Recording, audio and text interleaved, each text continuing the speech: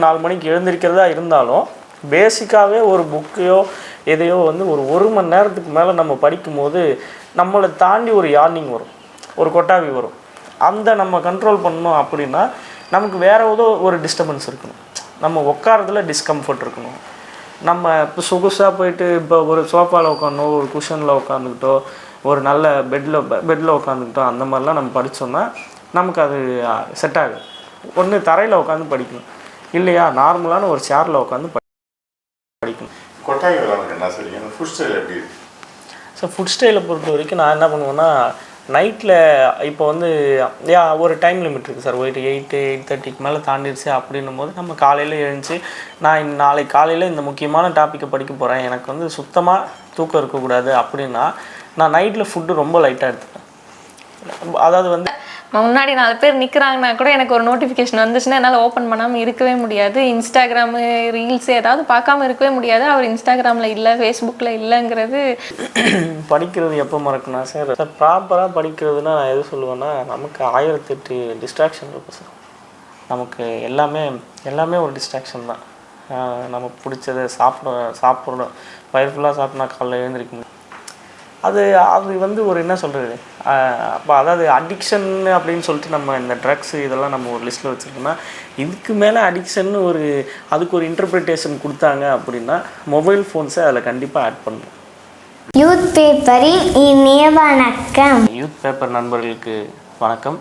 நான் Kantharajan, TNPSC group 1B HRNC assistant commissioner போஸ்ட்டில் mains interview clear பண்ணி ஸ்டேட்டில் 2nd ரேங்க் எடுத்திருக்கேன். இது வந்து என்னோட ஃபர்ஸ்ட் அட்டெம்ப்ட். வணக்கம், என் பேர் பிரதீபன். சின்மய அகாடமியில் ஃபேக்கல்ட்டியாக ஒர்க் பண்ணுறேன். நடந்து முடிஞ்ச டிஎன்பிஎஸ்சி 1B அசிஸ்டன்ட் கமிஷனர் எக்ஸாமில் நம்மளோட இன்ஸ்டியூட்டை சேர்ந்த மாணவர் காந்தராஜன் அவர்கள் மாநில அளவில் 2ஆம் இடம் பிடித்துள்ளார்கள். உண்மையிலுமே ப்ரோ எனக்கு ரொம்ப ஹாப்பியாக இருக்குது. உங்களோட பணி சிறக்க என்னுடைய வாழ்த்துக்கள். தேங்க்யூ. ரெகுலராக வந்து 4 மணிக்கு எழுறது என்னோட ரொட்டீனாக இருந்தது. காலையில் இந்த படிக்கணும் அதுக்காக எழுற இதுவாக இல்லை. என்னோடய ரொட்டீனே வந்து 4 o'clock வந்து எழுந்திருவேன். நான் 4 to 4:30 அந்த டைமில் எனக்கு தூக்கம் தெளிஞ்சிடும். ஆட்டோமேட்டிக்காக அந்த அலாரம் வைக்கணும் அந்த மாதிரி அவசியம் எதுவும் கிடையாது. ஆட்டோமேட்டிக்காக அந்த டைமில் எழுந்திருவேன். அது வந்து எனக்கு படிக்கும்போது இன்னும் கொஞ்சம் ஹெல்ப்ஃபுல்லாக இருந்துச்சு. எனக்கு புதுசாக நான் இப்போ 4 மணிக்கு எழுந்து நான் படிக்கிறேன்னா எனக்கு ரொம்ப கஷ்டமாக இருக்கும். ஒரு சேலஞ்ச் மாதிரி இருக்கும். அந்த 4 மணிக்கு எழுறதே எனக்கு பெரிய சுமையாக இருக்கும். அதுக்கப்புறம் நான் படிக்கிறது இன்னும் கஷ்டமாக இருக்கும். ஆனால் எனக்கு டைமிங் நான் 4 மணிக்கு எழுந்திருவேன். நான் 4 மணிக்கு எழுந்துச்சி வாக்கிங் போனேன், ஏதோ பண்ணின்னு இருந்தேன்னா ஃபர்ஸ்ட் என்ன பண்ணுவீங்க சார்? 4 மணிக்கு எழுந்தோடனே எக்ஸாம், அதாவது படிக்கிற டைமில் சொல்கிறேன் சார். படிக்கிற டைமில் நான் என்ன பண்ணுவேன்னா 4 மணிக்கு எழுந்தோடனே இது நான் இப்போ கரெக்டாக ஜர்னி ஆரம்பிக்கிற டைம் வெயில் சீசன் முடிஞ்சு குளிர் ஆரம்பிக்கிற சார் டைம் சார். அந்த டைமில் வந்து என்னென்னா வெடிகாலில் தான் நல்லா தூக்கம் வரும். குளிர தான் நல்லா தூக்கம் வரும். நான் என்ன பண்ணுவேன்னா வீட்டு மொட்டை மாடியில் தான் இருக்கும். மாடியிலேருந்து போயிட்டு ஒரு திட்டு மாதிரி இருக்கும். அந்த திட்டில் போயிட்டு இது ஷர்ட்டுக்கிட்ட எதுவுமே போடாமல் நான் ஒரு அந்த திட்டு மேலே ஏறி உட்காந்து தியானம் பண்ணுவேன். ஒரு 10 to 15 minutes கண்ணை மூடி அழகாக. எனக்கு எதிரில் ஒரு மரம் இருக்கும். அந்த மரத்தோட காற்று என் மேலே அடிக்கும். காலையில் எந்த சத்தமுமே இருக்காது சார். சுத்தமாக ஒரே ஒரு சவுண்டு இருக்காது. காலையில் எழுந்துச்சி தியானம் பண்ணும்போது அந்த காற்று சில்லுன்னு அடித்து நான் திருப்பி போய் உள்ளே படுத்தினா கூட எனக்கு தூக்கம் வராது. அந்தளவுக்கு அந்த தியானம் என்னை ப்ரிப்பேர் பண்ணி விட்ரும்.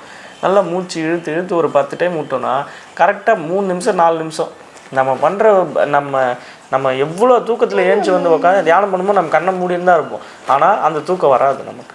நம்ம ஃபுல் தூக்கத்தில் இருந்தால் எழுந்து வந்து நம்ம அந்த தியானத்தை பண்ணுவோம். ஆனால் நமக்கு அந்த தூக்கம் வராது. ஒரு 10 to 15 minutesக்குள்ளே நம்ம டோட்டலாக நார்மலாகிடுவோம். நார்மலானோடனே நான் பாட்டுக்கு போயிட்டு அப்போது திருப்பி போயிட்டு நம்ம திருப்பி ஷர்ட்டோ ஏதோ ஒன்று போட்டோன்னா நம்ம திருப்பி அந்த சாஃப்ட் நேச்சருக்கு வந்துடுவோம்.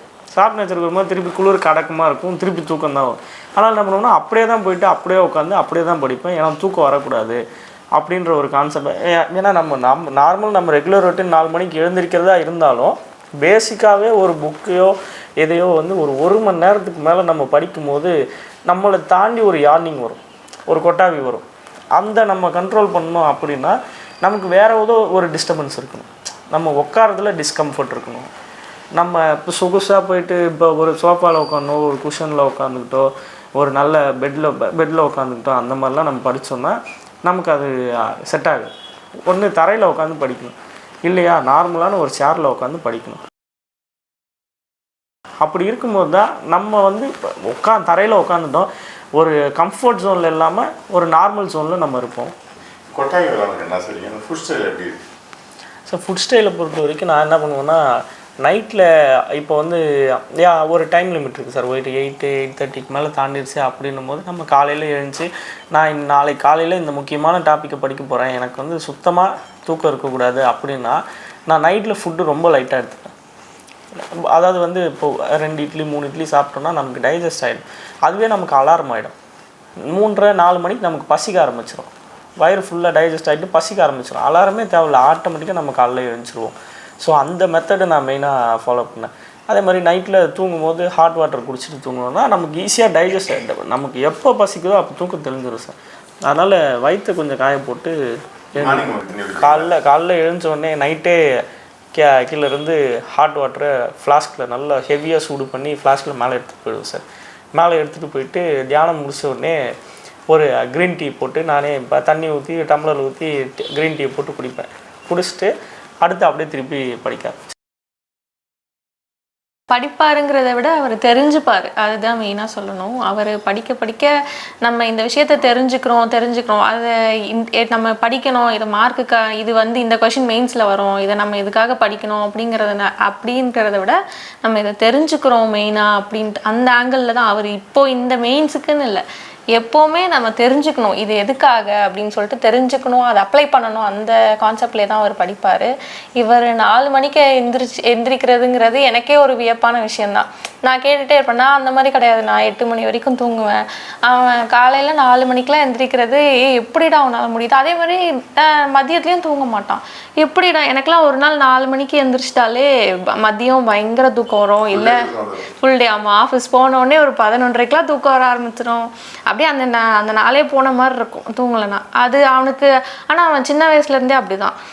காலையில் ஏர்லியாக எந்திரிச்சிருவான், நைட்டு ஓரளவுக்கு டைமுக்கு படுப்பான். பார்த்தா டோர்லாம் ஓப்பனில் இருக்கும்.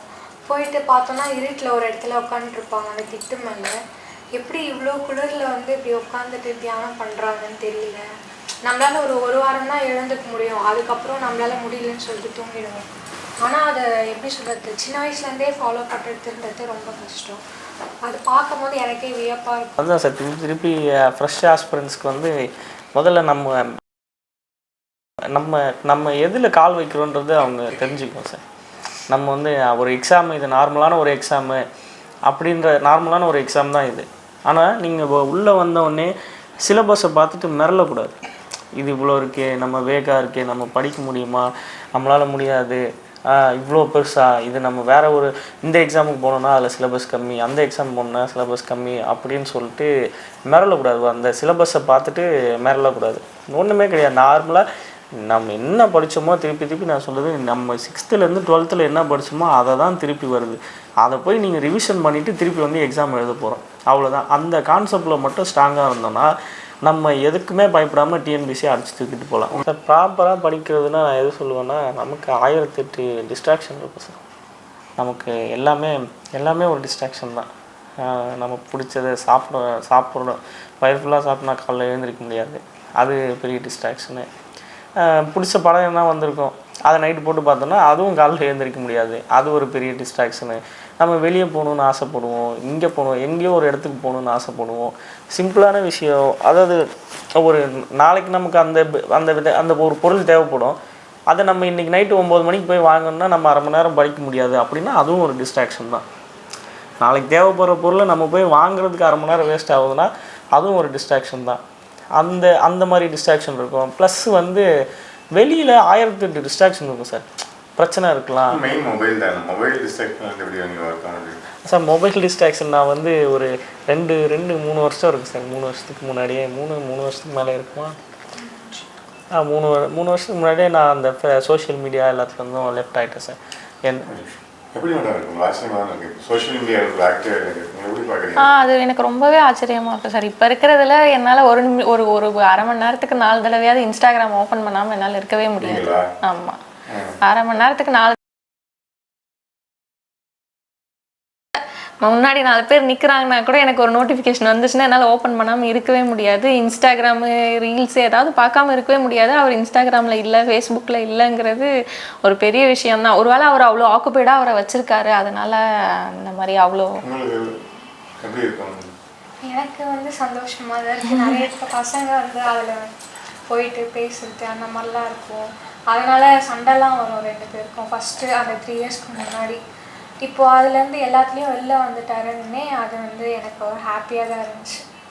அது அதுக்குள்ளே இருக்கும்போது அது எப்படியும் நேரத்துக்கு கொண்டுச்சு. சரி, இப்போ சிம்பிள், இப்போ எக்ஸாம்லாம் முடிஞ்சு என் ஒய்ஃபோட ஃபோன் எடுத்து நான் இன்ஸ்டா பார்ப்பேன் சார். இன்ஸ்டா பார்க்கும்போது நான் ஒரு ரீல்ஸை தான், அதாவது இன்ஸ்டா நான் இப்போ ஸ்க்ரால் பண்ண அவங்க எதனா ஸ்டோரி போட்டிருக்கிறாங்களா அப்படின்னு சொல்லிட்டு பார்ப்பேன். பார்க்கும்போது அடுத்த ரீல்ஸ்க்கு அதுக்கு ஆட்டோமேட்டிக்காக போயிடும். அப்படி போகும்போது நான் கம்ப்ளீட்டாக அதுலேருந்து வெளியே வர முடியல. நான் இப்போ ஸ்க்ரால் பண்ணிகிட்டே தான் இருக்கேன். என் டைம் எவ்வளோ கன்சியூம் ஆகுதுன்னு எனக்கே தெரியல. அது வந்து ஒரு என்ன சொல்கிறது, அப்போ அதாவது அடிக்ஷன் அப்படின்னு சொல்லிட்டு நம்ம இந்த ட்ரக்ஸு இதெல்லாம் நம்ம ஒரு லிஸ்ட்டில் வச்சுருக்கோம்னா, இதுக்கு மேலே அடிக்ஷன் அதுக்கு ஒரு இன்டர்பிரிட்டேஷன் கொடுத்தாங்க அப்படின்னா மொபைல் ஃபோன்ஸை அதில் கண்டிப்பாக ஆட் பண்ணணும். அவர் சொல்கிறது கண்டிப்பாக கரெக்ட் தான் சார். எடுத்து ஆரம்பித்து பார்த்தா ஒரு 10 நிமிஷம் வேஸ்ட் ஆகி போயிருக்கு, இல்லை ஒரு அரை மணி நேரம் வேஸ்ட் ஆகி போயிருக்கு. அதனால் அதுலேருந்து கண்டிப்பாக இந்த மாதிரி தனியாக இருக்கிறது, அதுலேருந்து வெளியே வந்து இருக்கிறது ரொம்பவே நல்ல விஷயம். அதுவே அவருக்கு பெரிய ப்ளஸ்ஸாக இருந்திருக்கும். அதுலேருந்து வெளில வரணும்னு நினைக்கிறவங்களுக்கு உங்கள் அட்வைஸ் என்ன? ஒரு மொத்தமாக வர முடியலனாலும் ஸ்டெப் பை ஸ்டெப்பாக குறைச்சி வந்துட்டா நம்ம ரொம்ப ப்ரொடக்டிவாக இருக்கலாம். உண்மையிலே நிறைய டைம் கிடைக்கும், நம்ம மைண்டே நிறைய மாறிடும். படிக்கிறது எப்போ மறக்கணும் சார்? அது என்னை பொறுத்த வரைக்கும் அதை வந்து என்னன்னு முழுசாக புரிஞ்சுக்காம அதை நம்ம ப்ராக்டிக்கல் லைஃப்பில் அப்ளை பண்ணி எதுக்குன்னு தெரிஞ்சுக்காமல் படித்தோன்னா கண்டிப்பாக ஞாபகம் இருக்காது. அது வந்து படிக்கிறது எங்கேயுமே யூஸ் ஆகாது, மறந்துடும். என்னன்னு தெரிஞ்சுட்டு படிக்கணும். படிக்கிறது அதே தான் சார். நம்ம ஒரு கான்செப்ட் படிக்கிறோம் அப்படின்னும் போது அந்த கான்செப்டை டெக்ஸ்ட்டாக படிக்காமல் கான்செப்டாக படித்தோன்னா புரிஞ்சிடும். அவங்க நம்ம இந்த எக்ஸாம் கிளியர் பண்ணால் எப்படி இருக்கும், அடுத்து அந்த லைஃப் எப்படி இருக்கும் அப்படின்னு அதை நினச்சி பார்த்து அவங்களே அவங்கள என்கரேஜ் பண்ணிக்கணும் சார். ஒரு டைமில் அந்த கன்சிஸ்டன்சி மிஸ் ஆகும், குறையும். இது எதுக்கு படிச்சுட்டு அப்படின்ட்டு. இப்போது அவரே கூட பார்த்தீங்கன்னா அவர் அட்வொகேட்டாக இருக்கார். அவர் ஃபீல்டுலையுமே அவர் பயங்கர என்னை பொறுத்த வரைக்கும் அவர் வயசுக்கு அவர் ஃபீல்டில் அவர் தெரிஞ்சு வச்சுருக்கிறதும் அவரோட ஃபீல்டில் அவர் கான்ட்ரிபியூட் பண்ணதுமே ரொம்ப ஜாஸ்தி தான். அவர் நிறையவே பண்ணிகிட்டு இருந்தார். அவர் நினச்சிருந்தா ஓகே இது இவ்வளோ எதுக்கு கஷ்டப்படணும், நம்ம அப்படியே இந்த அட்வொகேட் இதுலேயே நம்ம நல்லா ஷைன் ஆகிட்டு தானே இருக்கோம், இதுவே இருந்துக்கலாம் அப்படின்ற ஒரு படிக்கிறப்ப அவருக்கு தோணி இருக்கலாம் மேபி. அந்த மாதிரி இல்லாமல் நம்ம இந்த எக்ஸாம் கிளியர் பண்ணால் அது அந்த பவர் அந்த போஸ்டிங்குரிய அந்த இது வேற இல்லை. வணக்கம், என் பேர் பிரதீபன். சின்மய அகாடமியில் ஃபேக்கல்ட்டியாக ஒர்க் பண்ணுறேன். நடந்து முடிஞ்ச டிஎன்பிஎஸ்சி 1B அசிஸ்டன்ட் கமிஷனர் எக்ஸாமில் நம்மளோட இன்ஸ்டியூட்டை சேர்ந்த மாணவர் காந்தராஜன் அவர்கள் மாநில அளவில் 2ஆம் இடம் பிடித்துள்ளார்கள். உண்மையிலுமே ப்ரோ எனக்கு ரொம்ப ஹாப்பியாக இருக்குது. உங்களோட பணி சிறக்க என்னுடைய வாழ்த்துக்கள். தேங்க்யூ.